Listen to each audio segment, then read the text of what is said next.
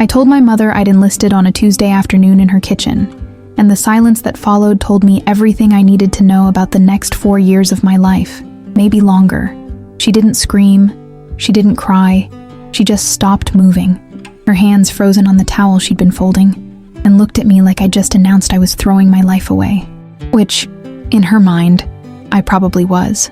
The light coming through the window behind her made it hard to see her face clearly at first, but I didn't need to see her expression. I'd known what was coming the moment I'd driven over here, the moment I'd rehearsed the words in my car outside her house, the moment I'd decided to actually say them out loud instead of just letting her find out later. The military, she said finally. Not a question. Just 2 words, flat and cold, like a door closing. The Air Force, I corrected, though I don't know why I bothered with the distinction. To her, it was all the same. I ship out in 6 weeks. Basic training at Lackland in Texas. She set down the towel, smoothing it with both hands even though it was already perfectly creased. That was my mother. Everything had to be perfect. Everything had to look right. The kitchen counters wiped down, the mail sorted, the towels folded in precise thirds, which was probably why my decision felt like a personal insult to her vision of how life was supposed to go. Emily's daughter just got accepted to nursing school, she said, still looking at the towel. Full scholarship to state. They're having a party this weekend. There it was. Not congratulations. Not tell me about it. Not even are you sure about this. Just Emily's daughter. Emily's perfect daughter, who was doing the right thing. The acceptable thing. The thing that made sense to women like my mother who measured success in degrees and salaries and conventional paths. I felt something tighten in my chest. A familiar pressure I'd felt 1,000 times before in this kitchen. But I kept my voice steady. That's great for her. You could have gone to college, Maya. You had the grades. She picked up another towel from the basket. Your father and I saved for years. Do you know how many years? I know. But you want to throw that away to wear a uniform and take orders from strangers, to live in barracks and eat cafeteria food and do what? March around? Follow commands? I watched her fold. Precise corners, perfect edges, everything in its place, everything under control, everything except me. It's not throwing anything away, I said quietly, my hands gripping the edge of the counter. The Air Force has educational benefits. I can go to college later and I won't have debt. I'll have experience, skills, a purpose. A purpose. She repeated the word like it tasted bitter. You're 20 years old. You think you know what you want, but you don't. You're going to wake up one day in some barracks thousands of miles from home and realize you made a mistake. And then what? Then what happens when you're stuck in a contract and you can't get out? I could have argued, could have told her about the sense of clarity I felt when I talked to the recruiter, about how something had clicked into place for the first time in my life. Could have explained that her vision of my future, the office job and the safe suburb and the predictable path, felt like suffocating. Could have told her that I'd always wanted to do something bigger than myself, something that mattered, something that required discipline and sacrifice and strength. But I didn't say any of that, because I knew it wouldn't change anything. My mother had already decided who I was supposed to be, and this version of me, the one standing in her kitchen in jeans and a sweatshirt talking about basic training, wasn't it. Instead, I picked up my keys from the counter where I'd set them when I came in. The metal was cool against my palm. I start physical training prep tomorrow morning. I should go. Maya. She finally looked at me, really looked at me, and I saw something in her face I couldn't quite name. Disappointment, yes, but also something else. Fear, maybe, or grief for the daughter she thought she had. I'm your mother. I know what's best for you. I know what you're capable of. And this isn't it. I stood there in the doorway between her kitchen and the hallway, my hand on the frame.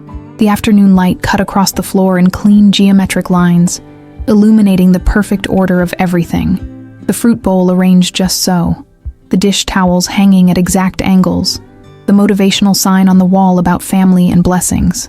I'll call you before I leave, I said. This is a mistake, she said to my back. You're going to regret this. I didn't turn around, didn't respond. I just walked through her house, past the photos of me on the walls from when I was younger, when I still fit into her plans, and let myself out the front door. In my car, I sat for a moment before starting the engine. My hands were shaking slightly, adrenaline or anger, or something I couldn't name coursing through me. I'd done it, I'd told her, and it had gone exactly as badly as I'd expected.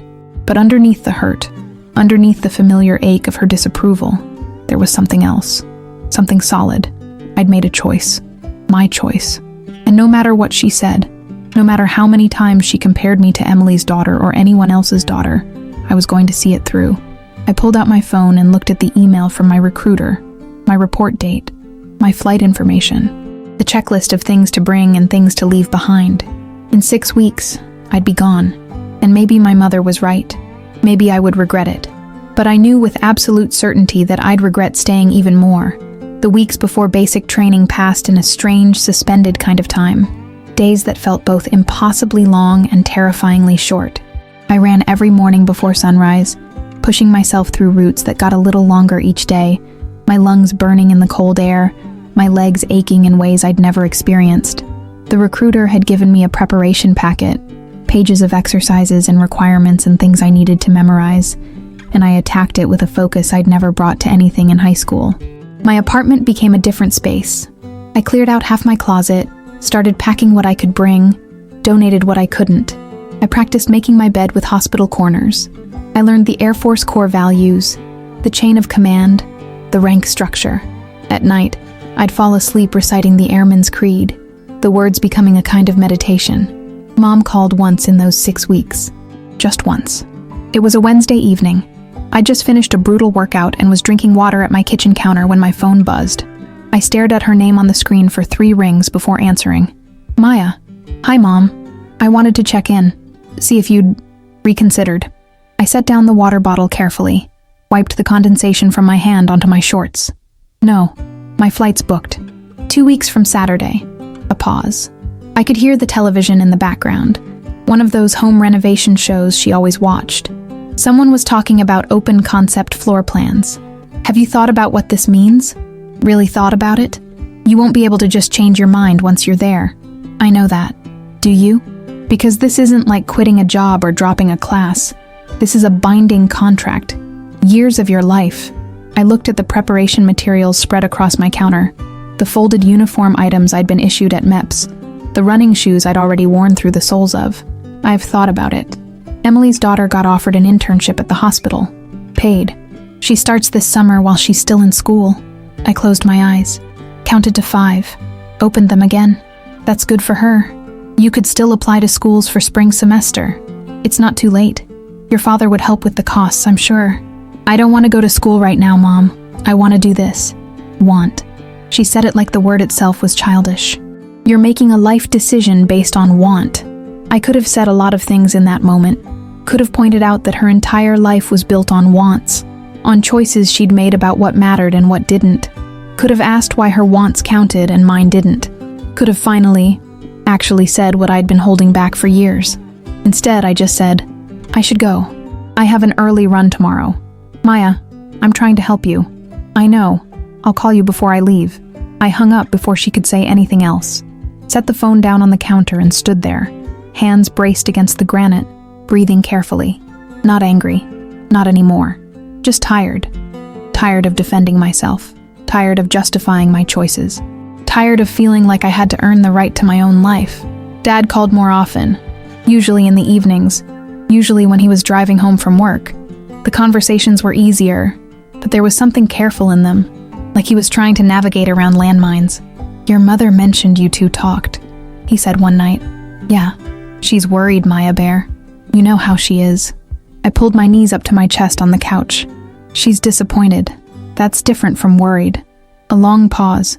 I could hear his turn signal clicking in the background. Fair enough. But you know she loves you. I know.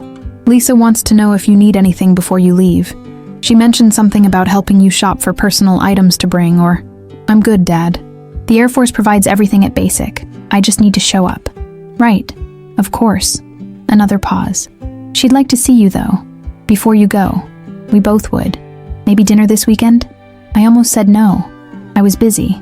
I had training. I had things to do. But something in his voice stopped me. A hesitation. A hope. Sure, Saturday? Saturday's perfect. I'll tell Lisa. If you're finding something familiar in this story, something that resonates with your own experience of choosing your own path, I'd really appreciate it if you could subscribe to the channel and hit the like button. And I'd love to hear your thoughts in the comments. Have you ever had to defend a choice you knew was right for you, even when someone close to you couldn't understand it? Share this story if you think someone else needs to hear it. Saturday came. I drove to Dad's house in the early evening, the sky turning pink and gold over the suburbs.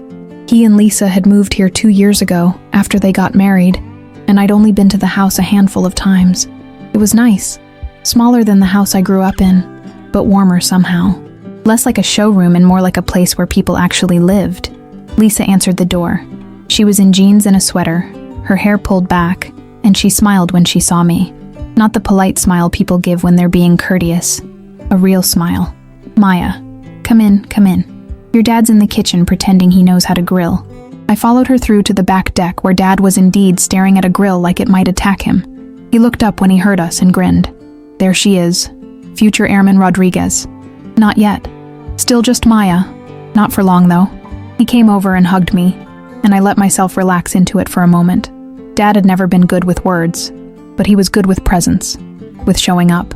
We ate on the deck as the sun set, the three of us around their patio table. Lisa asked questions about what to expect at basic training, about where I might be stationed afterward, about the career fields I was interested in. She listened to my answers like they actually mattered, like she was genuinely interested in understanding this choice I'd made. "It takes courage," she said at one point, refilling my water glass, "to choose something this demanding. Not everyone has that kind of discipline."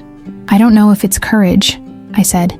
"It just feels right, like this is what I'm supposed to be doing." "That's exactly what courage is," Dad said, "following what feels right even when it's hard." After dinner, Lisa disappeared inside and came back with a small box wrapped in brown paper. Simple, understated. "It's not much," she said, handing it to me. "Just something I thought you might like to have with you." I unwrapped it carefully. Inside was a journal, leather-bound, sturdy, the kind that could survive being thrown in a duffel bag or shoved in a locker.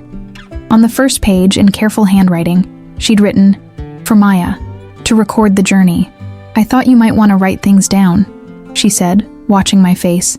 "During basic or after, whatever you need. Sometimes it helps to get thoughts out of your head and onto paper." I ran my fingers over the leather cover. It was exactly the kind of thing I would have picked for myself if I'd thought to look for one. Practical, but personal, thoughtful. "Thank you," I said, and my voice came out rougher than I intended. "This is really... thank you." She reached across the table and squeezed my hand briefly. "You're going to do something really meaningful, Maya. I can feel it, and I want you to remember all of it." Later, driving home in the dark, I thought about that moment, about the way Lisa had looked at me, like she saw something valuable, like my choice wasn't a mistake or a waste or something to be worried about, like it was exactly what it was, mine. I thought about Mom's phone call, about Emily's daughter and her internship, about all the ways I'd been found wanting, and then I thought about the journal on my passenger seat, and the way Dad had hugged me goodbye, and the feeling of being seen for who I actually was instead of who someone wanted me to be. 2 weeks later, I boarded a plane to San Antonio. I didn't call my mother before I left. She didn't call me either, but I had the journal in my bag and somehow, that felt like enough. Basic training hit me like a wall on the first day, and for a moment, standing in formation at 2 a.m. after 18 hours of processing, I wondered if my mother had been right. Not about the regret, but about whether I really knew what I was getting into. The yelling started immediately. Drill instructors in our faces, voices like hammers, tearing apart everything we thought we knew about ourselves. We learned to stand at attention, to march in step, to respond with yes sir and no sir, and nothing else. We learned that nothing we did was good enough, and that good enough wasn't the standard anyway. My bunk was 3 down from a girl named Jessica who cried every night for the first week. 2 bunks over was Amanda, who'd played college soccer and treated every physical challenge like a personal competition. Across from me was Keisha, quiet and focused, who I'd later learn had 3 younger siblings she was supporting back home. We became a flight. 60 women who'd arrived as strangers and had no choice but to become something else. The days blurred together. Wake up at 4:30. Make your bed so tight a quarter would bounce. Uniform perfect. Boots shined. not a hair out of place. Marching, classes, physical training that left us all gasping, drill, more classes, inspections where they'd find fault with things you didn't even know could be wrong, meals eaten in silence in exactly 12 minutes. Then it would start again. I was exhausted in ways I'd never experienced. My body hurt constantly. My mind felt scraped raw. But underneath it all, something was building. A kind of strength I didn't have words for yet. 3 weeks in, we got our first phone privileges.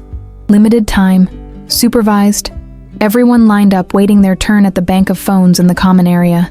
I watched Jessica call her parents, watched her face crumple with homesickness. Watched Amanda laugh with someone, probably a boyfriend. Watched Keisha speak quietly in Spanish to what sounded like her little sister. When my turn came, I called Dad first. He answered on the second ring. Maya? Maya, is that you? Hey, Dad. Oh my God, Lisa. Lisa, pick up the extension. It's Maya. A click, and then Lisa's voice, warm and immediate. Maya, how are you? Are you okay? Are they treating you well? I laughed, surprising myself. It's basic training. They're supposed to break us down and build us back up. But I'm good. I'm actually really good. We talked fast, cramming everything into the limited time. I told them about the training, about my flight, about how I'd scored high on the rifle range and the obstacle course. Dad's pride came through the phone line like something physical. Lisa asked questions that showed she'd actually been thinking about what I was going through, remembering details from our last conversation. We're so proud of you, Maya Bear, Dad said. Keep going. You've got this. When they hung up, I stood there for a moment, receiver in hand, feeling warmer than I had in weeks. Then I called my mother. She answered on the fourth ring. I could hear the television in the background. Maya, you're alive. Hi, Mom. Yeah, I'm good. Training is intense, but hold on. Let me turn this down. Rustling. The TV volume lowered but didn't go silent. Okay, so you haven't quit yet. I felt something tighten in my chest, but I kept my voice level. No, I'm doing well actually. Graduation is in 5 weeks, the 23rd. I can send you the information if you want to. I can't make it. I have a work conference that week. Emily and I are presenting together. It's been scheduled for months. I watched Amanda across from me. Her whole face lit up talking to someone who was clearly excited to hear from her. Watched her smile. Watched her lean into the phone like she could get closer to whoever was on the other end. Okay, I said. That's fine. You understand. It's work. I can't just take off. Yeah, I understand. There was a pause. I could hear her breathing. Could hear voices from whatever show she was watching. Someone was laughing about something. Are you still planning to make this a career? She asked. Or is this just the 4-year commitment? I looked down at my boots. I'd spent an hour this morning polishing them in the dark, learning to spit shine them until I could see my reflection. I'd learned to do a lot of things in the dark here, to move quietly, to think clearly under pressure, to trust myself when everything was uncertain. I'm thinking about making it a career, I said. I'm good at this, Mom. Better than I thought I'd be. 4 years is a long time, Maya. You're going to be 24 when you get out. That's a lot of your 20s to give up. A lot of life you could be living. I wanted to tell her that this was life. That waking up at 4:30 with purpose felt more alive than anything I'd done before. That the exhaustion and the challenge and the growth were exactly the life I wanted to be living. That her version of life, the safe one, the comfortable one, felt like dying slowly. But I didn't say any of that. Phone time's almost up, I said instead. I should go. Call when you can. And Maya, be careful. I will. I hung up and stood there for a moment, letting the sounds of the phone bank wash over me. All around me, people were connecting with homes that missed them, with people who were counting down the days until graduation, with families who were proud. I went back to my dorm and took out the journal Lisa had given me. I'd been writing in it almost every night, just fragments and observations, things I wanted to remember when this was over. The entries were short, written by flashlight after lights out, but they felt important, like I was documenting my own becoming. I wrote about the phone calls, not with anger, just with a clear, quiet kind of understanding. She's not coming to graduation, I wrote, and I'm not surprised. I think part of me knew she wouldn't. But here's what I'm learning. Her absence doesn't make this less real. Her disappointment doesn't make me less capable. I'm doing something hard, and I'm doing it well. And the people who matter can see that. Dad and Lisa are coming. That's enough. That has to be enough. I'm done waiting for her to see me. The next morning, we had our first real test on the obstacle course. Full gear, full speed, everything we'd been training for. I pushed through it alongside Keisha, both of us gasping, both of us refusing to quit. When I hit the final wall and hauled myself over, my arms shaking, I heard our drill instructor's voice. "Good work, Rodriguez. That's how it's done." It was the first real praise any of us had gotten. Small, simple, but I felt it settle into my chest like proof.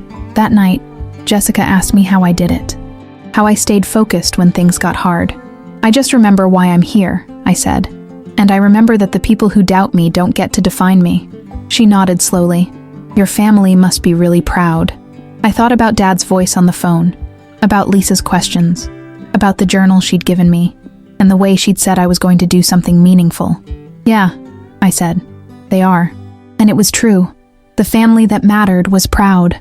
The fact that my mother wasn't part of that family anymore, not in any way that counted, was something I was slowly learning to accept. 5 weeks later, I would graduate with honors. 5 weeks later, everything would feel different.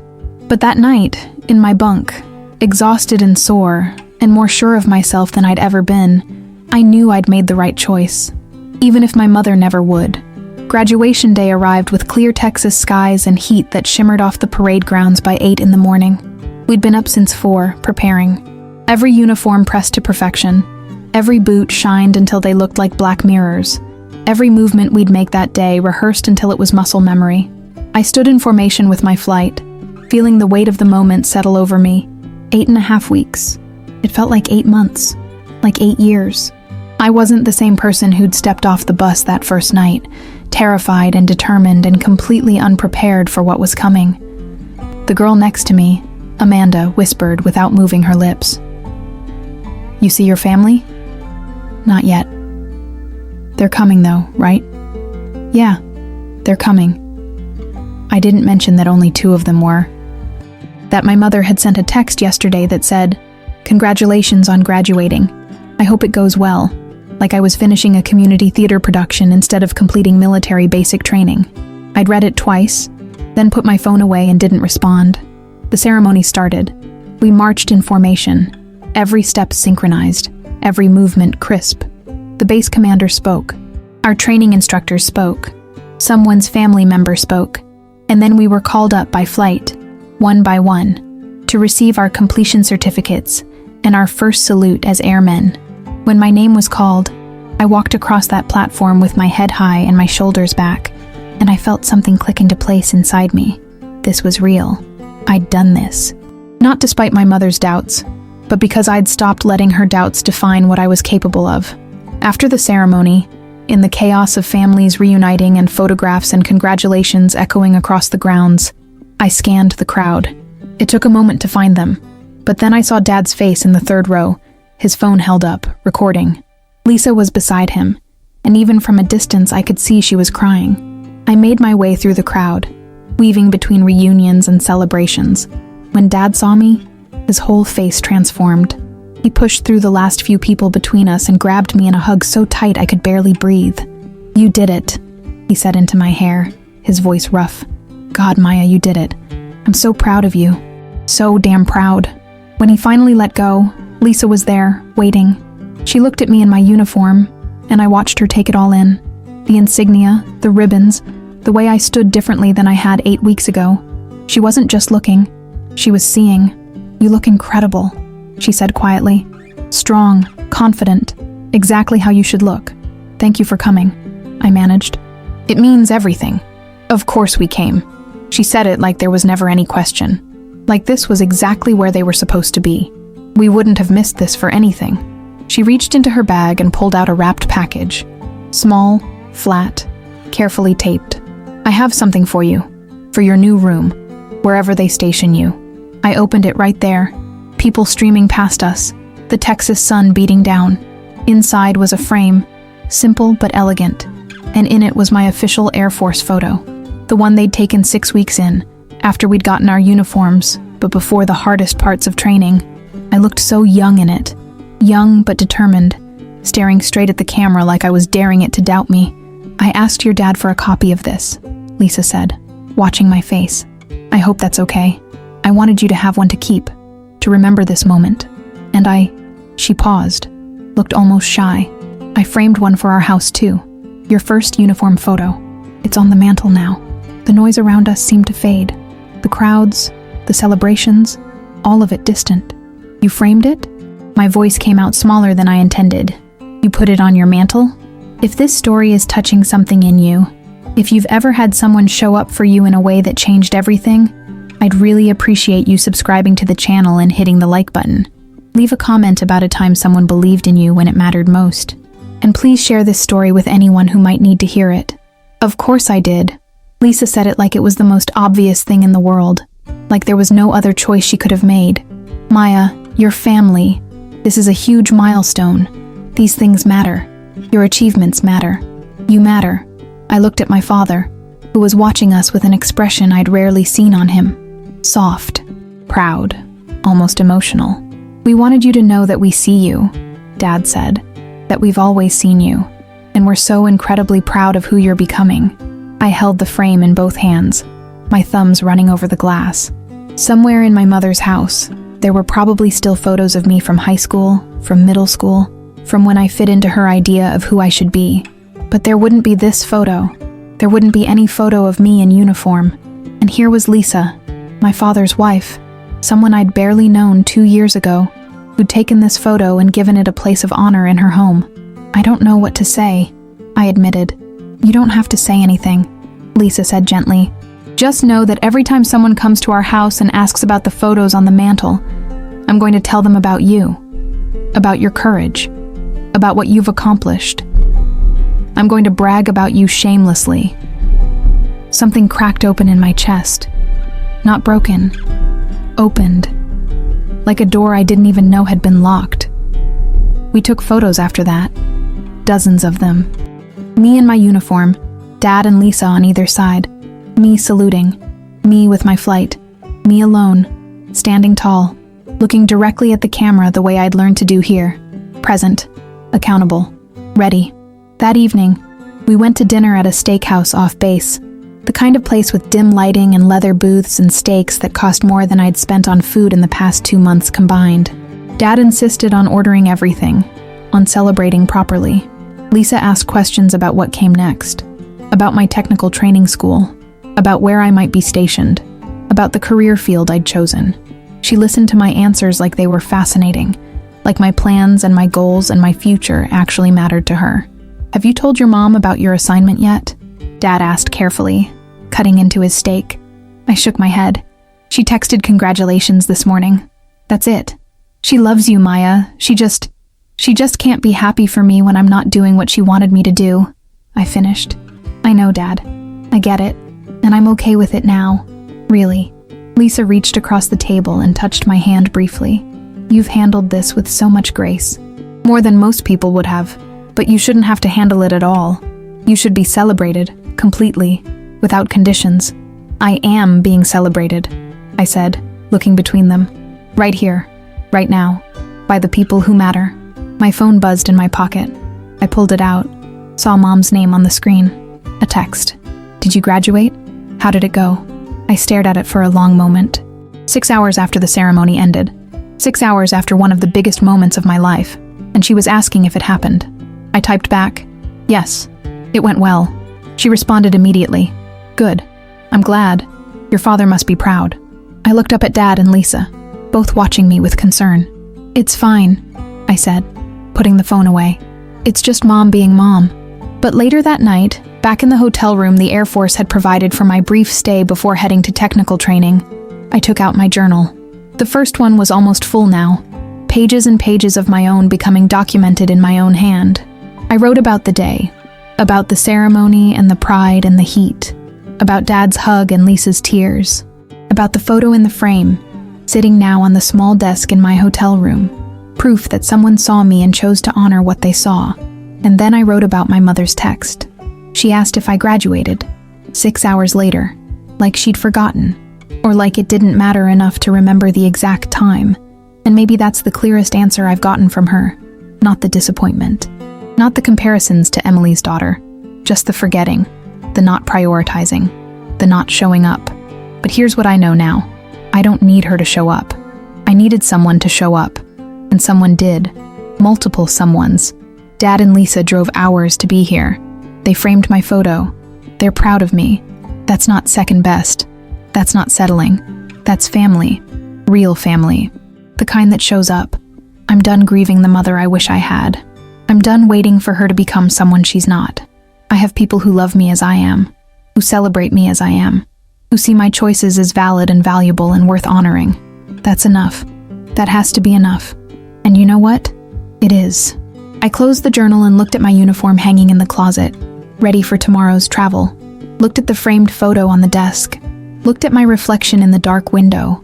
A young woman in Air Force issue clothes. Stronger than she'd been 2 months ago in every possible way. My phone buzzed again. This time it was Lisa. Sleep well, Airman Rodriguez. We love you so much. Can't wait to see where this journey takes you. I texted back. Thank you for everything. For being there. For the photo. For seeing me. Her response came quickly. Always. You're remarkable, Maya. Don't ever forget that. I set the phone down and sat in the quiet of the hotel room, feeling something settle in my chest. Peace, maybe. Or acceptance. Or just the simple knowledge that I was exactly where I was supposed to be, becoming exactly who I was meant to become. And the people who mattered most were right there with me, every step of the way, even if one of them never would be. My first assignment was Travis Air Force Base in Northern California, 40 miles northeast of San Francisco. I reported in on a Monday morning in early spring, my car packed with everything I owned, feeling equal parts nervous and ready. Technical training had been intense, had given me skills and knowledge and confidence I hadn't possessed before. But this was different. This was real Air Force, real mission, real responsibility.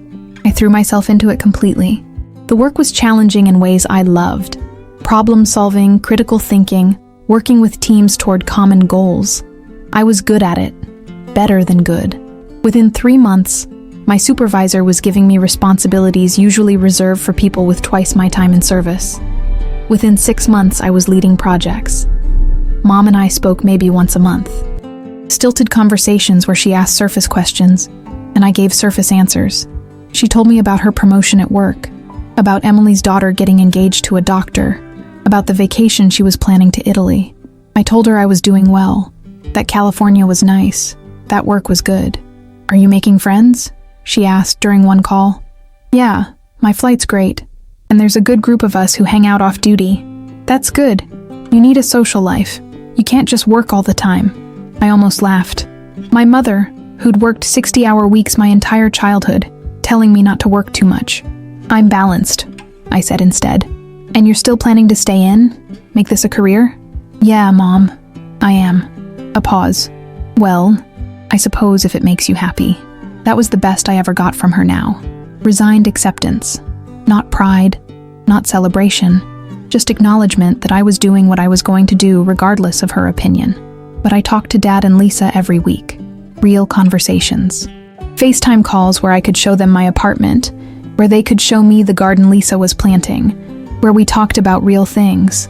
They asked about my work in ways that showed they were actually listening, actually remembering details from previous conversations. They sent care packages, funny cards, photos from their lives that made me feel included even from across the country. 6 months into my assignment, Lisa started a new tradition. Every few weeks, she'd text me a photo from their mantle. My uniform photo was still there, but now there were others beside it. Me at technical training graduation. Me with my flight at Travis. Me in front of my first aircraft. Updating the gallery, she'd write, "Guest asked about you last night." Told them all about my brilliant stepdaughter serving her country. Those texts meant more to me than I could articulate. A year into my assignment, I tested for senior airman below the zone. It meant promotion ahead of schedule, based on performance and testing scores. It was competitive. I studied for weeks, pushed myself harder than I had since basic training. When the results came out and I saw my name on the list, I sat in my car in the parking lot and stared at the notification for a full minute. Then I called Dad. "Maya, what's up? I made it. I made senior airman below the zone." Wait, what does that mean? It means I got promoted early, ahead of schedule, based on performance. I heard him pull the phone away. Lisa, pick up the extension. Maya got promoted. A click. Maya, congratulations. Oh my God, that's incredible. They wanted to know everything. What it meant, what came next, what my responsibilities would be when the promotion became official. We talked for over an hour, their excitement and pride coming through the phone like something physical. We should celebrate, Dad said. Can we fly out? Take you to dinner? You don't have to do that. We want to, Lisa said firmly. You've earned this, Maya, and we want to celebrate with you, in person. They came out 2 weeks later. I took time off, showed them the base, introduced them to my supervisors and my friends, showed them my workspace, the projects I was leading, the life I'd built. You've really found your place here, Dad said as we walked past the flight line, aircraft roaring overhead. I can see it in everything, the way you carry yourself, the way people respect you. You've built something real. That night, over dinner at a restaurant overlooking the bay, Lisa raised her glass. To Maya, who knew exactly what she wanted and had the courage to pursue it, who's proven every single person wrong who doubted her, who's building a life of purpose and meaning. We are so incredibly proud of you. I felt my throat tighten. You guys didn't have to come all this way. Yes, we did, Dad said. This matters. You matter. These milestones in your life matter to us. After they left, I went back to my apartment and sat in the quiet, processing. They'd flown across the country, taken time off work, spent money on flights and hotels and meals, all to celebrate me, to show me that what I was doing mattered to them. My mother had texted congratulations when I told her about the promotion. Just that one word. Congratulations. I'd stopped expecting more. 2 weeks later, my phone rang while I was at work. Mom's name on the screen. I almost didn't answer, but something made me step outside and take the call. Maya. Hi, Mom. Is everything okay? Everything's fine. I wanted to call, see how you were doing. I leaned against the building, watching people move across the parking lot. I'm good. Work's busy, but good. Your father told me about your promotion. He was very excited about it. Yeah, it's a good opportunity. A long pause. I could hear her breathing on the other end. He said he and Lisa flew out to visit you. They did, last weekend. That was nice of them. Another pause. Longer this time. Maya, do you think about coming home?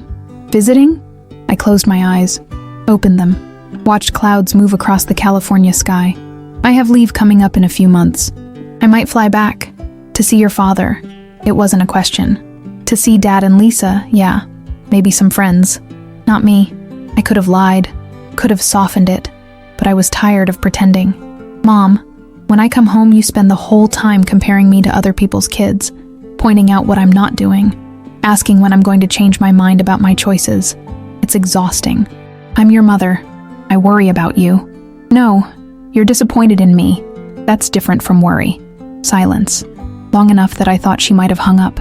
I wanted different things for you, she said finally. Her voice was smaller than usual, almost uncertain. I know you did, but these are my things, my life, my choices, and I'm happy, Mom. I'm really, genuinely happy. I'm good at what I do. I'm building a career I'm proud of. I have people around me who support me. This is what I want. But what about what? What about college? I can go later. What about a traditional career? This is a career. What about settling down? I'm 23. I have time. What about making you proud? My voice cracked slightly on that last one. That's the real question, isn't it? What about making you proud? Maya, I've stopped waiting for that, Mom. I've stopped trying to be someone I'm not so that maybe you'll approve. It was killing me, trying to earn something you were never going to give. I heard her breath catch. When she spoke again, her voice was tight. I've always wanted what's best for you. You've wanted what you thought was best. What would make me look good to your friends? What fit your idea of success? But you never asked what I wanted. What made me feel alive? What gave me purpose? I'm trying, Maya. I know. But trying isn't the same as actually seeing me. And I can't keep waiting for you to see me. I have to live my life. And I need you to either accept that and support it, or... I trailed off. Or what? Or just let me go. Stop calling to ask if I've changed my mind. Stop comparing me to other people. Stop making me feel like I'm failing you just by being myself. The silence that followed was different. Heavier. More final. I should go, she said eventually. I have dinner plans. Okay. Take care of yourself, Maya. You too, Mom. After I hung up, I sat outside for a while longer, watching the late afternoon sun paint everything gold. I felt strange. Not angry, not hurt, just clear. Like I'd finally said something I'd needed to say for years. That night, I wrote in my journal, the second one Lisa had given me, this one already half full. I told my mother the truth today, that I've stopped waiting for her approval, that I'm happy without it, that I need her to either accept who I am or stop pretending she wants a relationship with me. It should have felt scary. It should have felt like loss, but mostly it felt like freedom. I have a family, Dad and Lisa, who show up, who celebrate me, who frame my photos and fly across the country and make me feel seen. I have my brothers and sisters in the Air Force, who understand what this life means. I have friends who know me as I am now, not who I used to be. I don't need my mother's pride anymore. I have my own pride, in what I've built, in who I've become, in the choices I've made that brought me here. That's enough. More than enough. 2 days later, I got a package in the mail, from Lisa. Inside was a new photo frame and a note. Saw this and thought of you, for your next achievement photo, because I know there will be many more.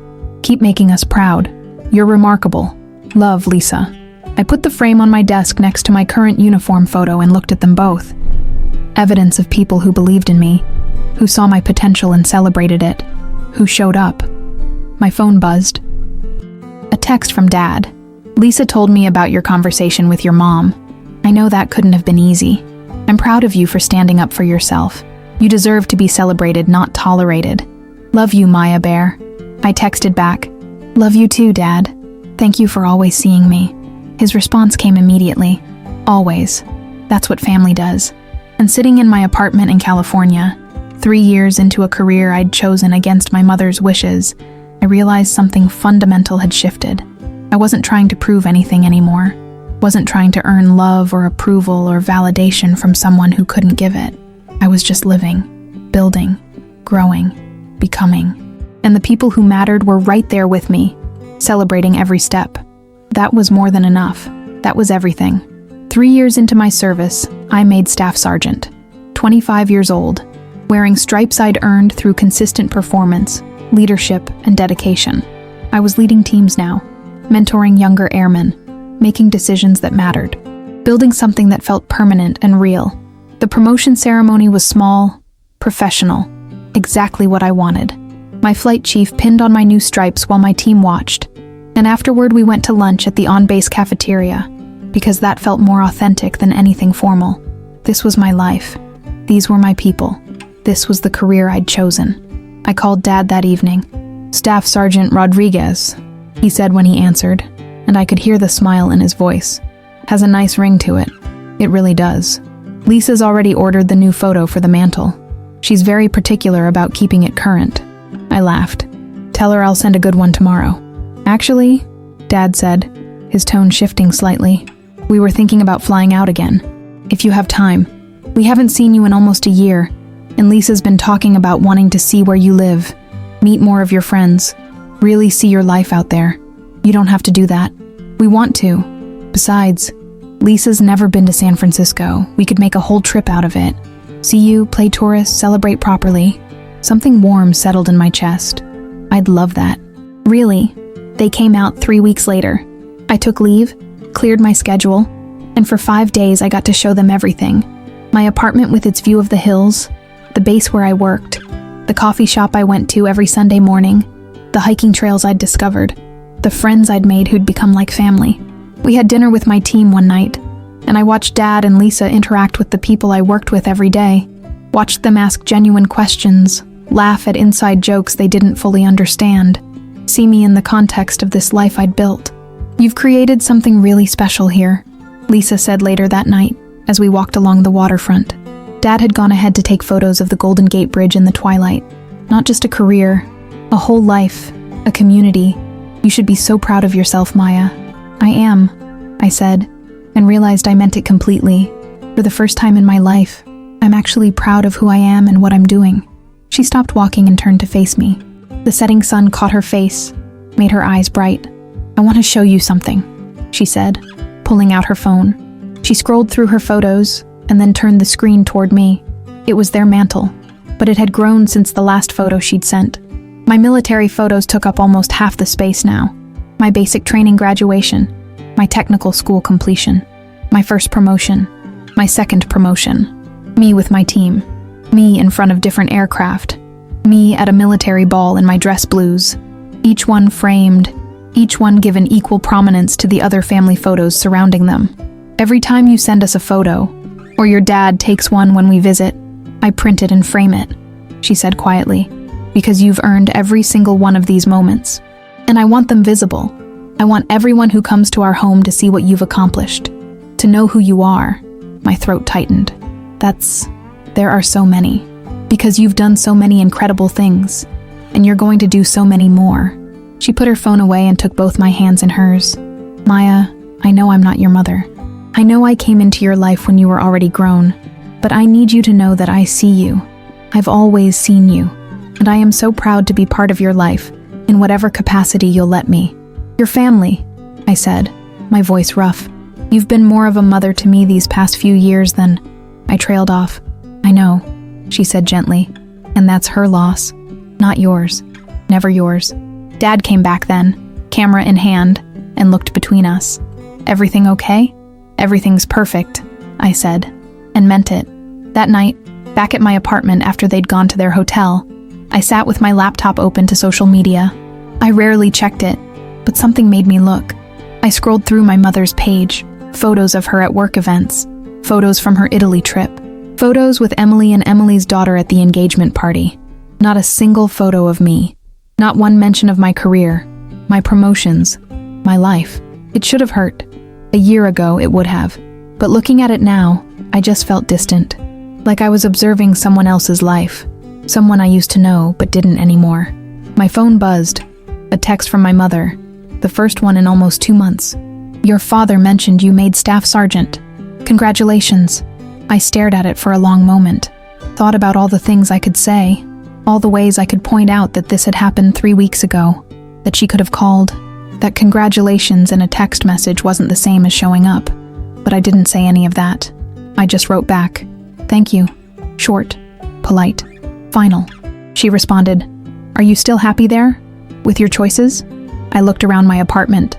At the framed photos on my walls of my team, my friends.